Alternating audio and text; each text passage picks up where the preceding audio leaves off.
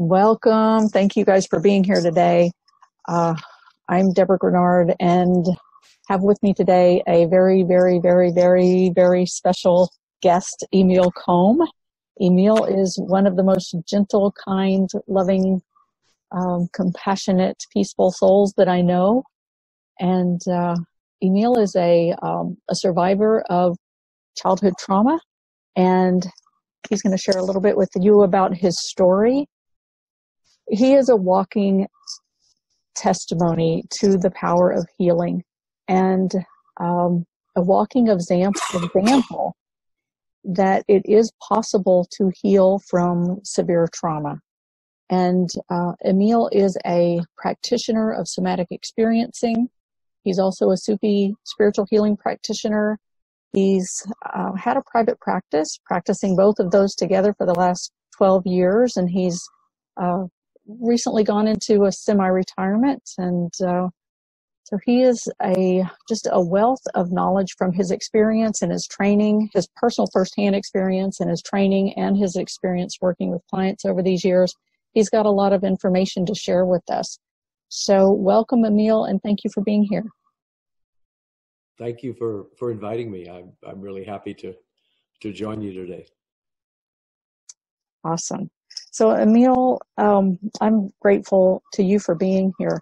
Can you start with sharing for our group, just telling them a little bit about your story? Yeah. So what I'd like to do is to offer just a few intro comments about trauma, and then talk about my story a little bit. I think the most important thing to underscore is that it's possible to survive trauma experiences, and it's even possible to thrive from the experience of trauma. And that's not to suggest that experiences that we have aren't painful and very, very challenging, but that there are gifts and opportunities mixed in with the experiences of challenge and pain that if we dig around a little bit, we can find them. It's kind of like that little girl in the barn who's searching through the haystack, and she's saying, "What are you trying to find in there?" She says, "Somewhere in here there's a pony." And so it's kind of like that. We've got to find the gifts. So our bodies and our nervous systems are naturally wired to heal from traumatic events. And it's possible to heal from experiences of trauma and PTSD. These experiences really are gifts in disguise. And I think one of the major gifts that are given by these experiences are the capacity of just a huge capacity for resilience in the face of challenge. They give us a chance to learn about ourselves, to learn about the experiences of others, and they can give us deep compassion and empathy and gentleness for ourselves and for others too. They teach us how to protect ourselves when we're faced with things which seem like they're a threat or really maybe are a threat. To protect ourselves in ways that allow us to remain present and current in the situation and in the experience. And they give us an access to amazing strength and the capacity to contain difficult experiences, not just by gritting through the pain and using the experience, but by learning to teach ourselves to be gentle with ourselves and to find gentleness in the strength that we have. So, yeah, yeah, it might not always feel like that in the time you're going through it, but I guess you're talking about what it can give you when you really recognize that in yourself, right? That's the opportunity that's available. Yeah, I think that's really true. You're right. In the moment, it's hard to find the gift. in the experience of challenge, but we can get through those experiences and by learning from them, we can decrease the intensity of the experiences, and we can also decrease the duration, so that if I get triggered in a traumatic kind of a flashback or something, when I first start having those experiences, they lasted sometimes a week or two before I could get back to a place of feeling back to myself.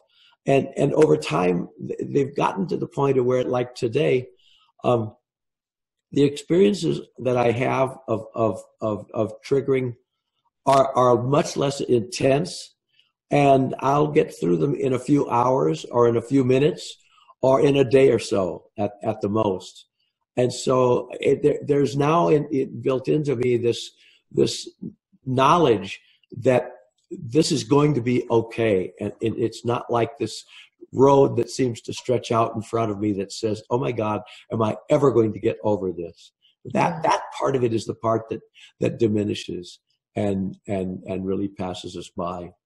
Beautiful. And would you say that comes just from having the experience of having to get over or get through what's moving for you, and until you recognize what helps you to get through, and you can just kind of go there?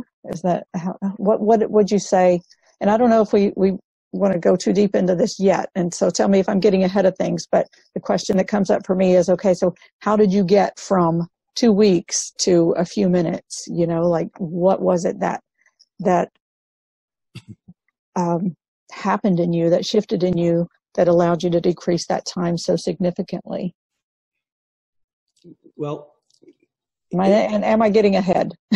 No, it was a path, and I will be talking more about that. But you're right. It's not something that happens overnight. It's something that happens not just from experiencing the events and the flashbacks and the triggers, but in learning how to manage and to deal with those things when they come up. I learned to manage them in new ways, and by learning to deal with them in new ways, I find that it just becomes a lot easier to move through the experiences. So what I'd like to just mention is that safety is one of the most important things in trauma. It's important to really create an environment of safety for everybody, and I really would like to do that here today.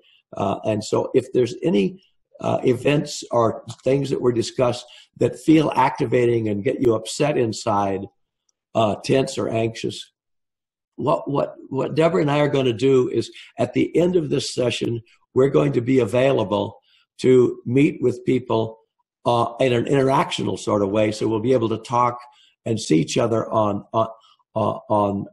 Zoom, and we'll be able to work with you to help you to settle any difficulties that may feel a little bit challenging to you as you go through this.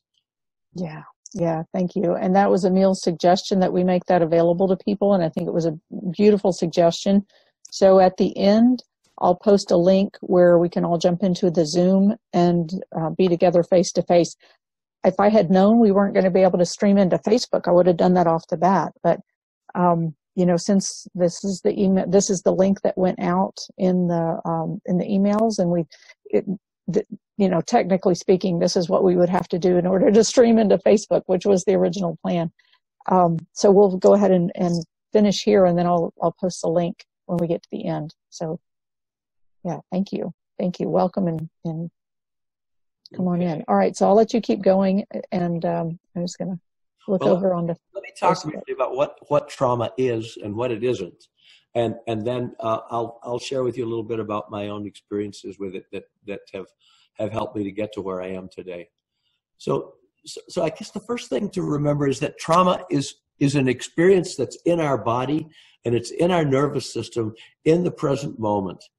It's not in the traumatic event or events that happened yesterday or 10 years ago or 30 years ago, or in my case, 60 years ago. It's in that present moment. It's not in the past, and it's not in the story that we may tell about what happened to us. It's in learning how to be with the sensations in our body and the feelings and emotions that arise, and to identify those and to learn to settle those in a way that allows us to come back and be more comfortable. It's about making really gentle choices to address these experiences. And it's about not reliving the story about our trauma. We don't heal from trauma by reliving the trauma over and over and over again. If we get into that pattern, we're really just re-traumatizing ourselves. And so we learn not to do that. Let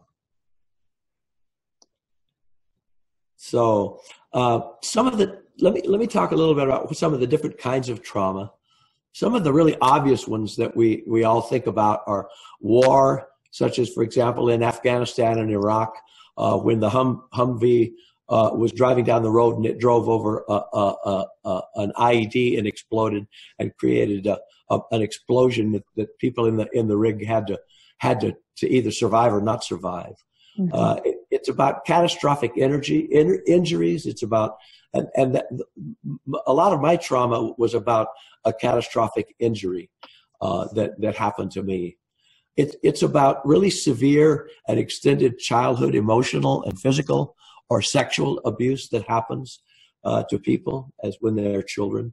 It's about neglect, a betrayal, or abandonment when people are as children. It's about experiencing or witnessing violence. If we're in a place where we actually witness something that's really terrible that happens to somebody, that can be very traumatizing. Rape is another example. Some of the less obvious causes of trauma are minor automobile accidents and whiplash that people have, invasive medical and dental procedures, particularly when they're performed on children, and when children or adults are restrained or anesthetized. If that's done in a very insensitive way, it can really cause problems. And I've had some very vivid experiences with that. For adults, it might be about experiencing a medical procedure such as a pelvic exam, which might be experienced as an attack rather than as something that's necessary as helpful. It could be a fall, somebody falling off of a ladder, natural disasters such as earthquakes or tornadoes or hurricanes and fires. Illnesses can be traumatic, especially when there's a very high fever or an accidental poisoning. Those are things that can cause trauma. Being left alone, again, with young children. Prolonged immobilization, such as being in a body cast, or an arm cast, where you can't move and you need to move, and you're actually restrained from carrying out the motions that allow for protection, and it just suppresses us so that we're unable to move beyond that. And so what you're referring to is just what impacts the nervous system in a way that, such as those things we think of as trauma, would impact the nervous system, and that's what causes that trauma response in the body that can then stay there. And, I know, like with some of these things that you're talking about, if someone's experienced them, they might not have recognized them at the time as something traumatic or as a form of trauma. And then, later, as we embark on these healing journeys that we do, sometimes then these things come back and we don't recognize it until they resurface, such as that kind of restraint. So, and I guess I'm saying this for the benefit of the healers who are listening, because these are things that can come up. And I think, like sometimes if somebody experiences a re-traumatization or a response where it feels like, a trauma response in the body during a healing session, then we might be looking for causes that are somewhat like the initial things that you that you suggested that, are like the obvious traumas. So I'm glad that you're mentioning some of the things that are less obvious, because, healers note to self that, that we don't necessarily have to look for the things that maybe have been suppressed in the memory, and, that could be even worse from, and I guess I've been working a lot with people who've experienced sexual trauma, and, especially in early childhood. And so a lot of those memories don't resurface until adulthood. And a lot of times when a woman has a child, and then all of a sudden all the flashbacks come and the memories, start coming in, and there's a lot to deal with there. But, what I'm hearing you say is that, what can invoke a trauma response in the body, and of course my mind goes to during a healing session or during anything that can trigger a flashback or a response, that it can be these things that that we might not necessarily at first glance think of as these severe traumas, but they still have a severe impact. So I'm glad you're mentioning those. Yeah, thank you for emphasizing that, because I think that's really the thing to underscore, is that there are a lot of things that happen to us in life that we would never consider to be a trauma, which actually do have an impact on the nervous system, that can be a negative for us in the future. So yes, and I didn't mean to disrupt the the things that you wanted. If there are more that you want to underscore there, that you want to bring into our attention, to our awareness, please continue. Yeah, no, this is a really organic process, so wherever it goes is fine. Okay. What I'd like to do is if you could show, I've got two graphs that I want to show you just briefly, which will help you to get a sense of what we're trying to accomplish in working with people that have trauma. And then we'll pause for any questions or comments that people may have after I go through the graphs. It shouldn't take long. They're just two simple graphs that kind of illustrate what happens to the nervous system. Okay. And you want to see the healthy one first? Do the healthy one first, yeah. Okay, here we go.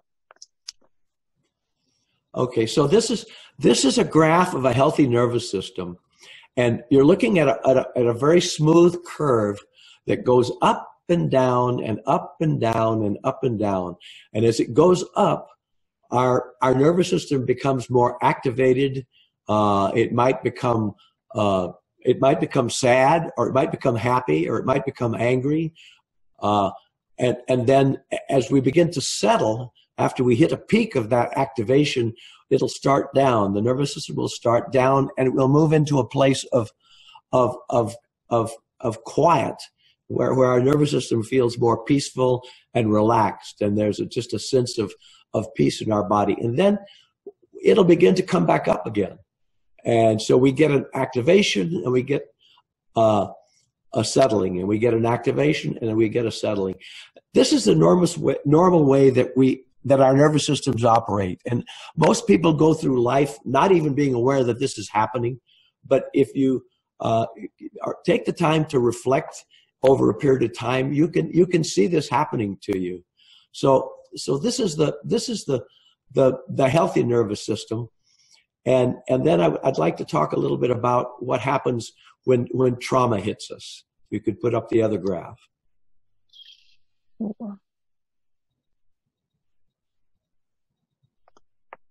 There we go.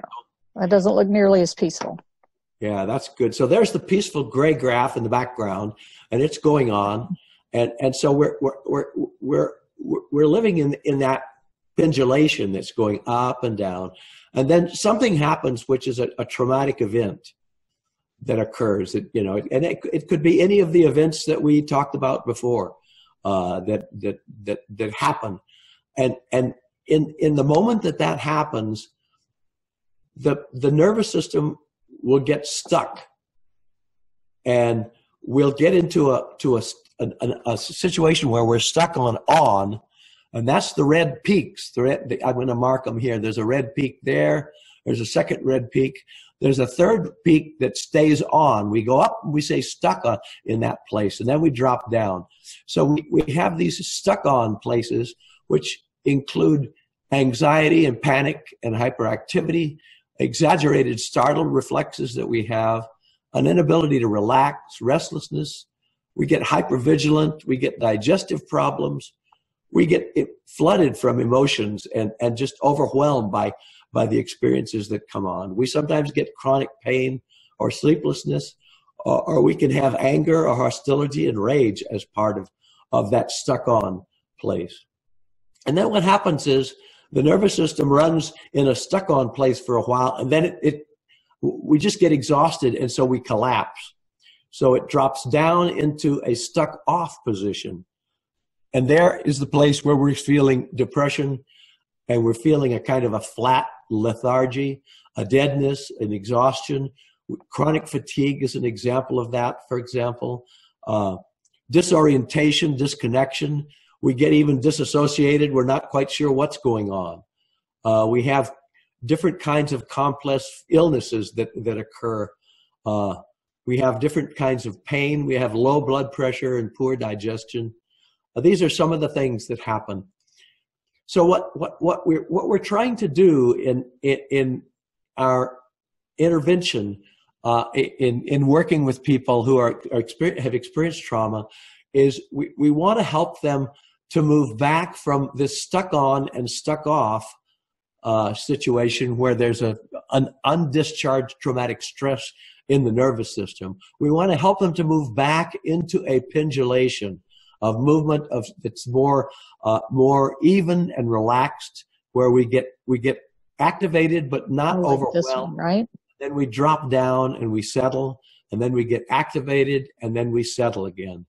And so there are a variety of ways that we can work with people to help to bring about that shift from stuck on and stuck off to an even pendulation, which is much more regulated and manageable to a person, even though they may feel some discomfort, and then they may feel relaxed. And if any of this, again, is activating, the thing to do is to pull away from it for a little bit. And then if it doesn't settle for you, we will be happy to be here for you at the end of the session. I might talk a little bit about what my own personal story is, because I think that's really where we can see how some of the interventions are really helpful, because I'll talk about the events, but more in the context of what did I do to address the things that come up. So I'm a survivor and a thriver, I'd say, of multiple traumatic events that occurred over an extended period of time, from age 5 all the way through the end of high school and into college. And so these are trauma events that layer on top of each other over and over again, and they build up and become really unmanageable and challenging. So the first was I was in a fire and an explosion when I was 5 years old, and that was an explosion which blew the whole building apart and killed my grandmother.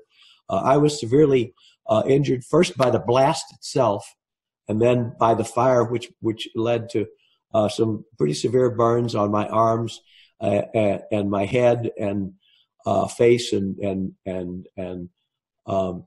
so that was the first trauma, and that event had a really traumatic effect on my parents, because they didn't have available to them any kind of support or resources, so they had to just cope. And they coped as best as they could, but their coping, their experiences really helped. It really helped them to not have the parenting skills that might have been the most effective parenting skills for me. So that there was a lot of stuff going on in the family that just was not very, very productive. and I can talk more in detail about that, but I'll go ahead. In school, I had a lot of bandages on my face and on my arms. Kids didn't understand that. I experienced a lot of bullying, which went on over a period of 10 years or so. I experienced multiple surgeries and anesthesia to address the scarring and disfiguration. I have vivid memories of very uncompassionate recovery room nurses and of being held down during anesthesia. And these are the kinds of things that are pretty upsetting to a little kid. Sure. I experienced a lot of spiritual abuse from elementary school through high school with the teachers and spiritual leaders in my life who were the teachers were brothers and priests from a Mexican German Roman Catholic school and community, which was traditionally very rigid, had a lot of emphasis on punishment, sin, the need for redemption, the need for reconciliation in Catholicism, confession, repeated confession. All of these were experiences that ultimately got linked in my nervous system to the experience of being burned. So I would find a teacher talking about something relating to sin or punishment, and the hellfire. And hellfire, yeah. And I would experience the fire again. I would experience the burning. So and I had no idea that any of that was going on.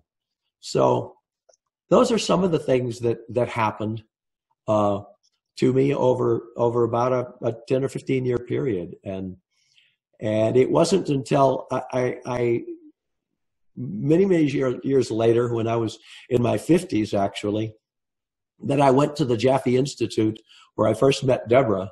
She was I believe you were the operations director at the time. And I was able to experience. What I found was that there was a possibility of a loving God, a loving divinity who was compassionate, who was merciful. I was offered a spiritual path of love, compassion, and mercy, protection, and strength, which are the qualities that I needed, rather than the threat of punishment. And those were really, they were like a balm to me when they happened. And yet at the same time, there were some healing sessions that I had during that time with people that didn't really understand trauma. And those led to a re-traumatization of my nervous system at the same time that I was being healed. So it was kind of a mixed bag going on there. So when I got out of healing school, I had signed up to go to training in Somatic Experiencing, which is a 3-year training course to become an SE practitioner. And those 3 years gave me the tools to really be able to embrace my spiritual path fully, rather than struggling with it, having good experiences and then negative experiences, good experiences and negative experiences. So my nervous system began to settle, and I moved from that stuck on, stuck off. Little by little, I moved into a place where the pendulation occurred in a more gentle way. And the sessions were sessions which experience those kinds of pendulations and really facilitate that happening in the sessions. And then I learned how to bring that into my life when I wasn't in a session, when I was on my own.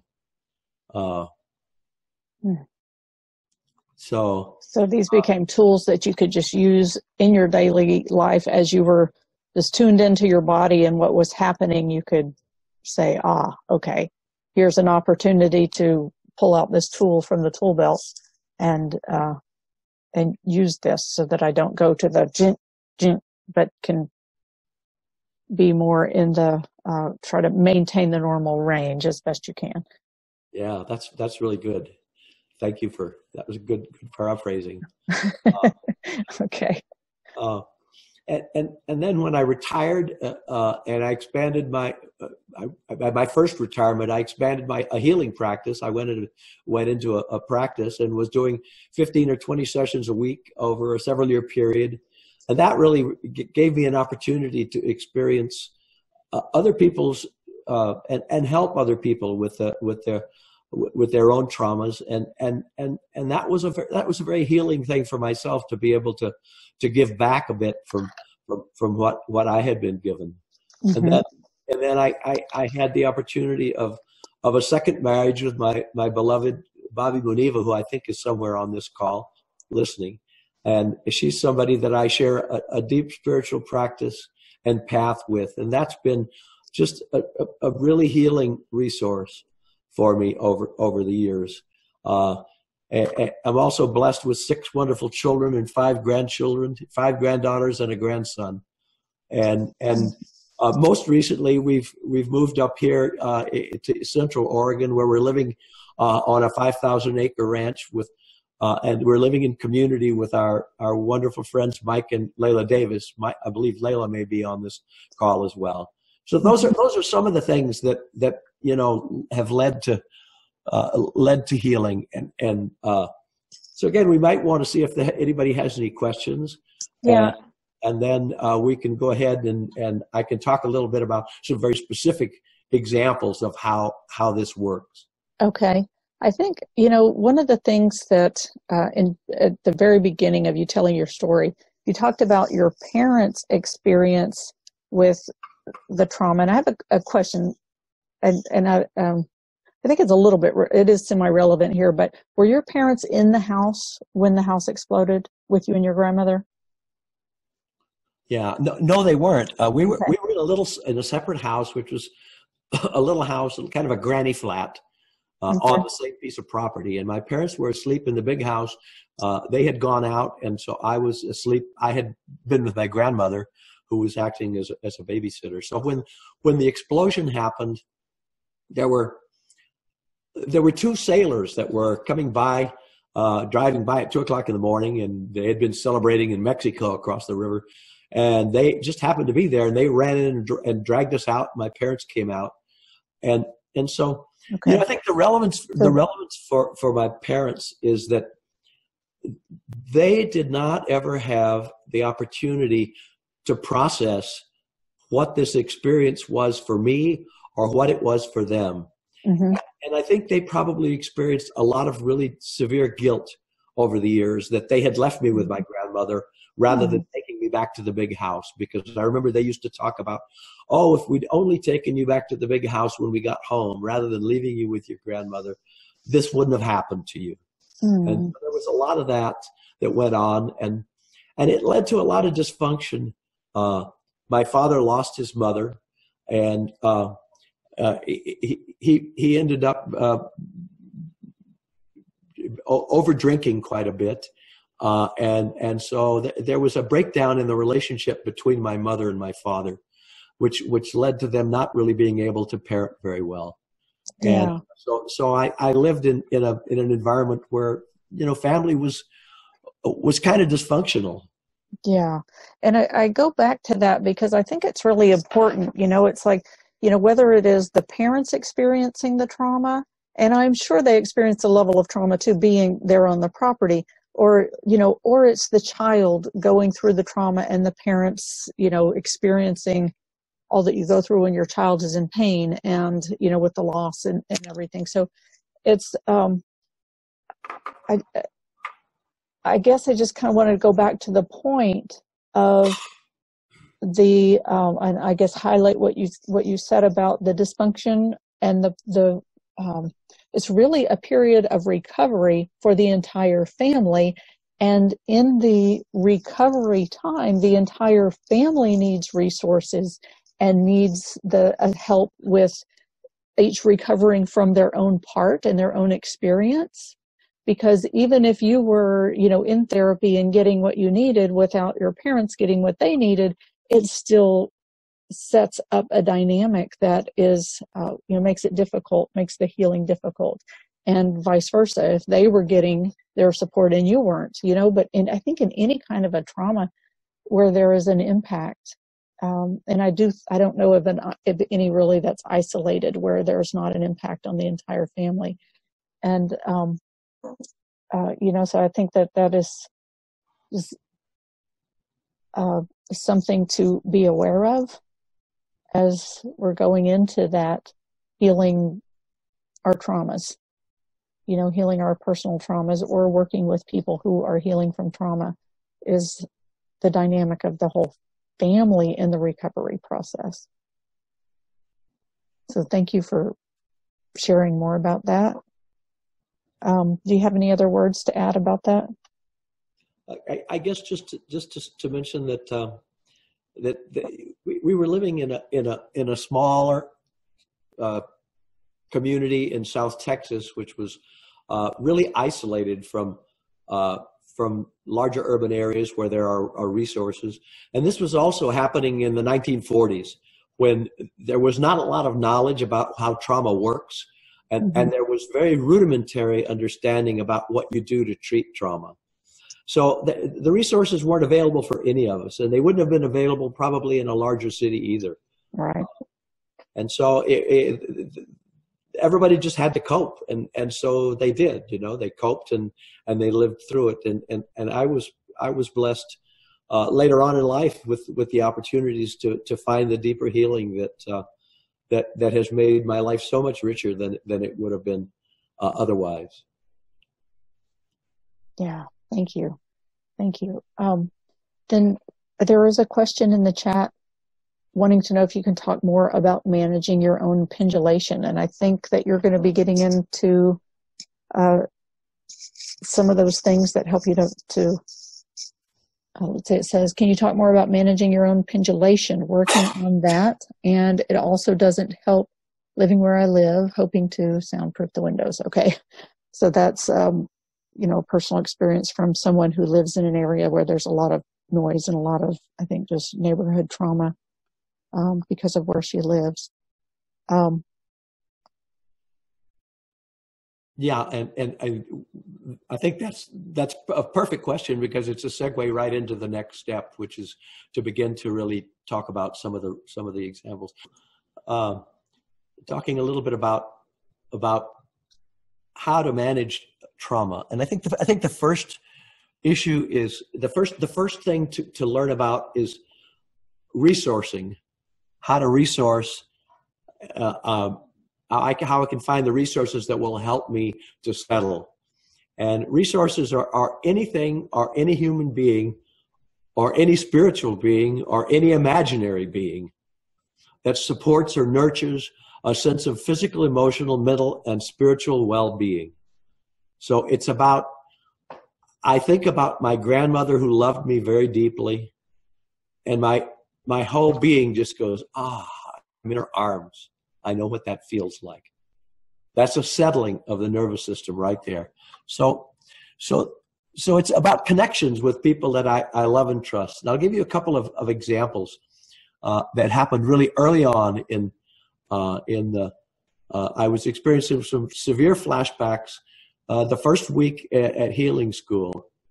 And I was really in a state of almost disassociation. I was so upset, and I was crying, and just really a mess. And there were 3 people who came to my support, to my aid. A woman by the name of Rahmana, a woman by the name of Rahima, and a man by the name of Wadud, who, it's interesting, their compassion, infinite love, and infinite mercy were right there for me.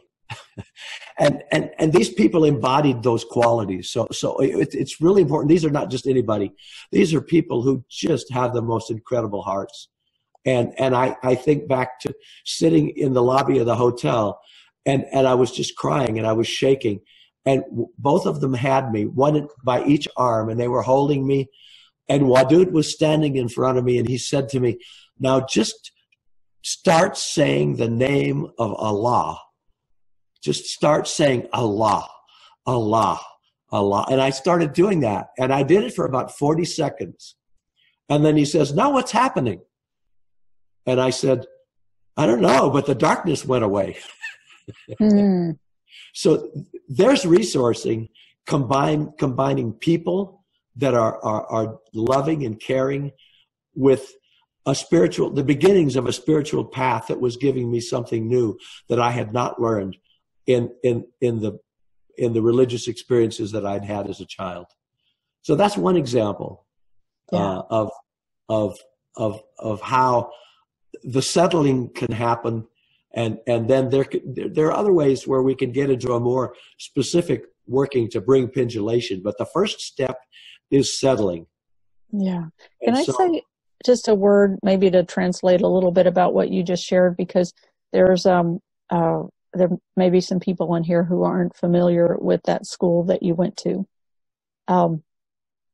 And the school has gone through, many evolutions since you were there. But it's a school of spiritual healing and Sufism. It's now called the University of Spiritual Healing and Sufism, and it is teaching a pathway of the heart, of purification of the heart. As the poet Rumi says, your task is not to seek for love, but merely to seek and find all the barriers that you have built against it. So it uses tools, and in particular, what you're talking about, it uses tools for purifying the heart and for releasing the stuck energies from the heart. And, as you said, the darkness went away. And when you're talking about these names, that the names of Rahman and Rahim and Wadud, these are all names in the sacred language of Arabic. The significance of a sacred language is that when you speak the name, the vibration, the sound that you're speaking actually calls in the vibration of the energy of the thing that it names. So you're actually, when you're calling on these names, these are actually said to be names of the attributes of the divine. So the essence of the divine, the presence, the life force that breathes us and beats our hearts, and all of that wonderful stuff that is pure unconditional love is, ever present. And when you call on these attributes, it brings in a flood of the energy of those attributes that help to wash the heart. So I just wanted to give that just clarification. That's what he was referring to when he is saying these names you may or may not be familiar with, and that's what is happening in that experience. So, yeah, and to take that a step farther, what Dr. Laird, or Wadud was his name, Dr. Laird, when he said to me, say the name of Allah, he's really saying, say the name of the divine, say the name of God, and repeat the name of God into my heart in such a way that grace that comes from his love can enter into me and can settle the nervous system on the level of the body, and can remove the darkness on the level of the heart and the level of the soul. And so I was in a place where literally I couldn't see anything but darkness. I couldn't see any light. Everything was black in front of me. And that was what was lifted. And it was lifted by the love that was coming from these people in holding me the way they did, and also by saying the name of the divine over and over again for 40 seconds is all it took. Relatively speaking, that's pretty quick. Yes. It's amazing. It was amazing. Yes. Okay. And then I believe you were going to say more about, that's the settling part. And then you were going to talk about pendulation. Was that the next thing? I'd like a little talk, before we do that, if we have time, to talk a little more about resources. Oh, yeah, sure. Then maybe talk a little bit about pendulation. One kind of resources are external resources, and we've just been talking about that. Orienting to nature, orienting to friends, family. I had a client who had a corgi dog, and she would hold that dog, and the softness of the fur would help her to settle. Athletics is a good thing. Dance, music, pleasant experiences from the past, such as vacations that I've taken with people that I've loved. And just remembering people that I love and trust. Yeah. So even if they're not with you in the moment, just recalling that memory of something that is going to remind you, your body memory and your heart memory and your nervous system memory of being in a peaceful, calming, happy place. Yeah. So those are external resources, and then there's the internal resources, which is what's within us, what we're capable of experiencing within ourselves, with our guidance and with the guidance of the divine. Some examples of those are our spiritual practice that we might have, meditation, remembrance, the Sufi remembrance. Some people are very active with Tai Chi or Qigong, yoga. Those are examples of things that people can use to settle themselves. There's a skill of kind of instinctual wisdom and insight where some of us are gifted with, all of a sudden something will come into our heart and into our mind, and we'll know what the next step is to take in our lives, or what we need to do in order to settle ourselves. And oftentimes it's just a matter of being smart enough to get out of the situation that's causing the triggering. That takes insight, because sometimes when we're caught in that place where we're stuck, we're not aware that we have to get out of it. And so we stay there. Yes. And so if we develop that wisdom and insight, we talked about a resilient nervous system. All of us who have experienced trauma and have this capacity. There's another story that I can tell about. I was at a retreat where I got really triggered, and there was a man there. His name was Sheikh Rahmat, that's another form of the word Rahman and Rahmana, which is the divine quality of compassion. And I said to him, I've been doing this all of my life, and I don't understand why it is that I'm still having these terrible experiences that I'm having. And he was just very calm. And he said to me, put your feet on top of my feet so you can feel the connection. So there was a resource of the connection coming to my body. And then he said, what you carry is this quality, which is called the quality of kahar. And a kahar, it can be described as an indomitable perseverance.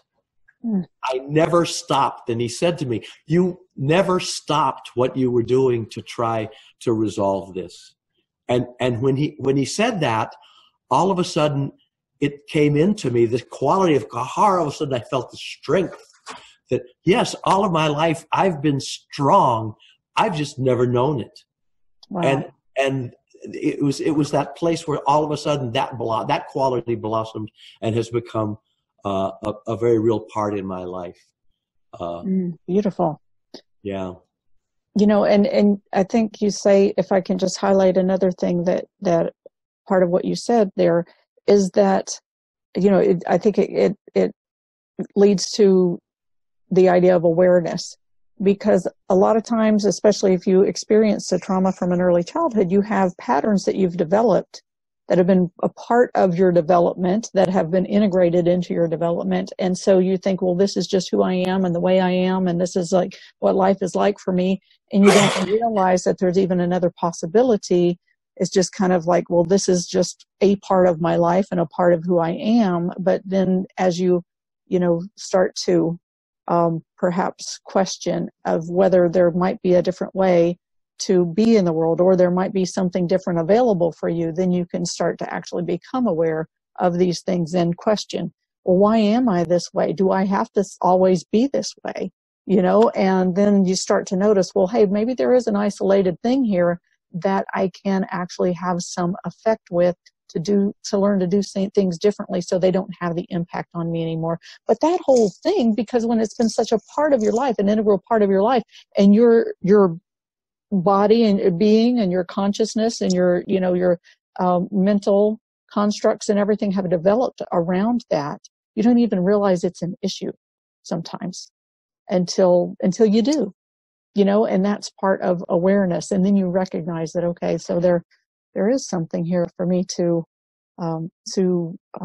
pay some attention to and to work with. And, that's going to then lead to that, all right, settling the nervous system and working with, all right, what are the things now that I can begin to notice about myself that might tell me where I need to even use these tools. Right? Would you agree with that? Would you Absolutely. have more to add to that? Yeah, no, I think just to underscore, that the notion of awareness, and in SE, in somatic experiencing, we call that the witness state, the state of witnessing, as opposed to the state of being stuck in a story and believing it. All of a sudden we notice the story, we witness it, and we say, oh, that's just a story. That's what I'm telling myself. And I don't have to believe that. This witness state gives us the capacity for choice, which we don't realize sometimes that we have. So that's a perfect segue into the question that was asked about pendulation.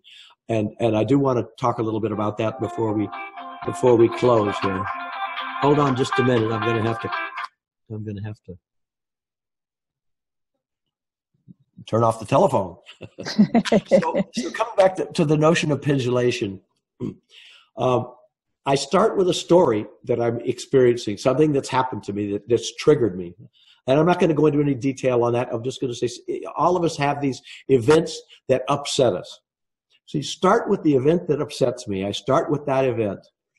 And I notice the story about it. Oh, yeah, this is what happened. I was driving in traffic and there was a horn that honked and I almost had a wreck because of it. And I'm all full of adrenaline and I'm just triggered. So I stop and I notice. First thing is to witness the story and separate from the story. That's the story. Now I want to turn to my body. So I turn to my body and I ask, what am I experiencing in my body? And in this case, what I'm experiencing is the adrenaline flooding that has gone on has tensed my body up and has created a really strong constriction in my heart area. So I'm tense all over, but really can feel it in the heart. So I turn my attention to the heart, but I don't go deep diving into it. I want to stay on the edge of where the activity is. So the first thing I do is to ask, now, where's the boundary of this activation that's in my heart? How big is it? Is it the size of a golf ball? Is it the size of a tennis ball? Is it the size of a basketball or a soccer ball? What color is it? Is it red or is it dark or black or smoky or usually they're not light when you're having these experiences. There's some shade of darkness. That's just what happened. What happened. Then I'll ask: Is it changing in any way? Is it growing bigger or growing smaller? Is it pulsating? Is it moving? And so I just describe it to myself a little bit, so that I've got a better handle on what's just happening in my body. And then when I do that, then I really move to the witness state, and I step out of it, put my attention to the area around where the activation is, find the boundary and go out to where it's not active, where it's quiet. And I notice what that is like. And sometimes I can't find that, and I have to go someplace totally different in my body. So I find a place in my body, like my thigh, where there's nothing happening, or my foot, and it's just very quiet. There's just nothing there. So I put my attention on the quiet place, and I spend a little time there, 15 or 20 seconds. Then I want to return back to where the activation is. But again, I want to return to the boundary. I don't want to go deep in it. I want to go to the boundary, and I want to just dip in a little bit and notice, oh yeah, that's what that felt like. Boy, that didn't feel very good at all. Ooh, maybe that's a little too strong. I'm going to go back to the thigh or the foot where it feels a lot better. So I go back to the thigh. Stay there for 15 or 20 seconds, go back in. stick around maybe for 10 or 15 seconds in the area around the boundary where it's not very strong. So notice what's happening here. All of a sudden, something which was stuck is moving to a place of quiet, and then it's moving to a place where it's active, but it's dipping in just a little bit where it's quiet and it's not too intense. And then I'm going back to the quiet, and then I'm going back to the place where I just dipped in a little bit without going in very deep. So what I'm creating in my nervous system is that smooth curve that goes up and down. What's happening is I'm inviting my nervous system to move into pendulation. And I notice that, and I track it, and I just sit with that and do that for a while. And that's a form of meditation. Nice. And I think what's really important is that this isn't something I just learned. This is something that I learned by going through sessions with trainers who really know how to work with the activation when it's there, and to help me to settle, and to help me to find the places, find the resources that are helpful to me, and then to find the places where I can feel the activation and feel the settling, and bring this intensity down to a level where it's like this. It's this strong rather than this strong. It's this strong rather than this strong. So that's what the process of pendulation involves. And there's all kinds of ways to facilitate that. But that's the core activity. That's one of the core things that we want to try to learn to do, because ultimately we're trying to bring the nervous system back into a place where it's pendulating rather than getting stuck on and then getting stuck off and then getting stuck on and getting stuck off. Mm-hmm. Okay. That totally makes sense, because, I know one of the things that you and I talked about a few days ago or whatever, when we were talking, about doing this call, is about the role of the wisdom of the body in trauma, and in the recalling of trauma, the storing of the memory and the recalling of the trauma response. And, your body is not meant to be in all the time, because of its wisdom is, when you're in there are times when it is to be in fight, flight, freeze. And there are times when it's to be in the parasympathetic, which is rest and digest. And so often when we experience trauma, we go straight to the pathology and the labeling and the calling it a disorder, without recognizing the wisdom of the body and what the body is doing, and its role in keeping you safe, in its role in your survival. And so I think it's, I don't know if you want to say more about that. I think that's great. Yeah, great that you brought us back to that, because the idea is really that the body carries its own wisdom. We innately have the capacity to heal, especially if we're facilitated a little bit and guided into learning what we need to do in order to take care of ourselves. And I guess the other thing I would like to underscore is that I really don't believe that there is such a thing as a disorder. I believe that there is a body which is perhaps less regulated and more regulated, and all of that. What that does is it takes us out of being able to say to ourselves, "There's something wrong with me," because there's really nothing wrong with me.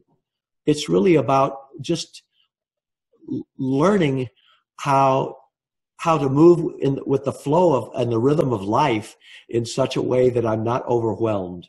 Or if I do get overwhelmed, that I know how to bring myself back to center and back to calm.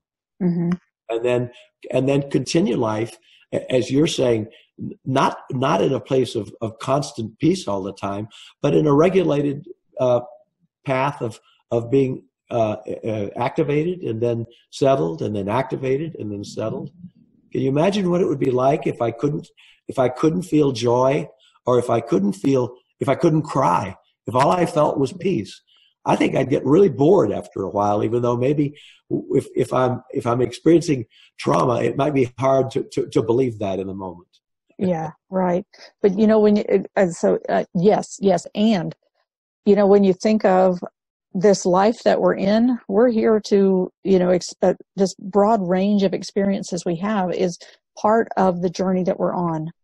And there are times where, if something's coming at you and you need to move out of the way, you need your nervous system to kick in. You need your adrenaline to rush. You need it to kick into survival mode and get you out of the way.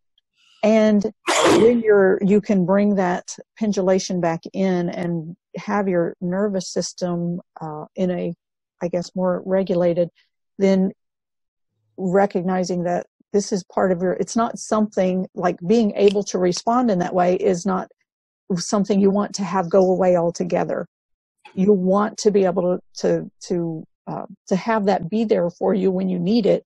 And you want to honor that part of your body and its ability to keep you safe and to help you to get through life. And I guess that's kind of like throwing the baby out with the bathwater. And I say that because I hear that in dialogue from people about, well, if I could only get this to go away. We don't want the whole thing to go away. And it's like what you're saying is just, you want it to be regulated. You want to be able to have it more regulated so that it can work more efficiently and effectively for you. But in and of itself, it is not bad, and you're not broken. And I think that's something that we all need to hear once in a while, is your body is not bad and you're not broken. No, that's so perfect. Thank you so much for bringing us back to that and emphasizing that. Yeah, thank you.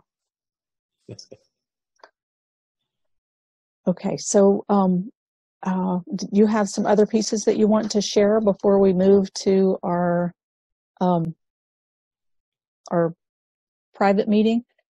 Just like any kind of recap or final words, or perhaps even share, like if they're struggling and there's, do you have like a resource, something that they could connect with? Like, I think the main thing to come away from this call with is to realize that there really is the possibility of feeling better and moving from a place of being dominated, if you will, by my feelings to moving to a place where I can make choices that help me to feel better. And in a nutshell, there is hope. There is healing. All of us that are survivors can become thrivers if we set our mind to it and work with it long enough, and with patience and compassion and love for ourselves and gentleness. Beautiful.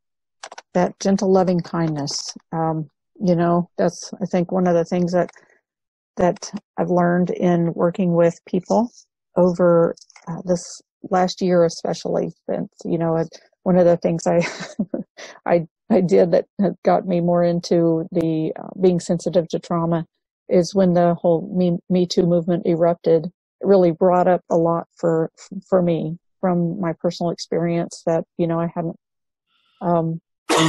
really recognized as trauma. And honestly, I got mad, and I got mad at some of the responses that were coming to people who were speaking up after, quote unquote, 20 years, 30 years, whatever, try 50.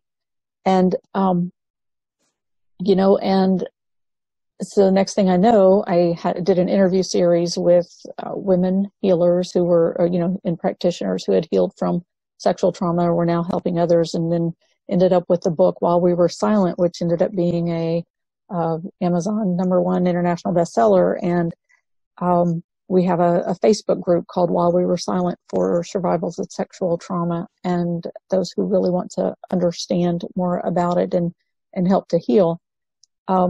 And so I've been working a lot with that over the time. And looks like we just lost Emile, but so it's really been quite a gift to learn about healing from trauma, and and helping others to heal from trauma. And one of the things I've learned that I think is very important is to really approach the heart of our own hearts and hearts of people that we work with the gentle, loving kindness, respect. So it's that just really approaching each other and ourselves with gentle, loving kindness. Joyfully Living Wellness Services. Hey. That was, I accidentally hung up on the Zoom, and I was trying to get on. Okay, yeah, I see my phone has got some, okay. All right.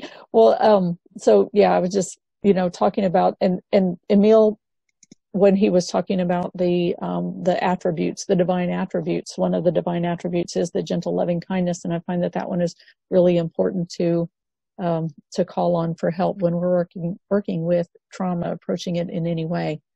So I'm going to put that link for the continued meeting, and let me just check. I'll call it the continuation meeting. Now on Zoom.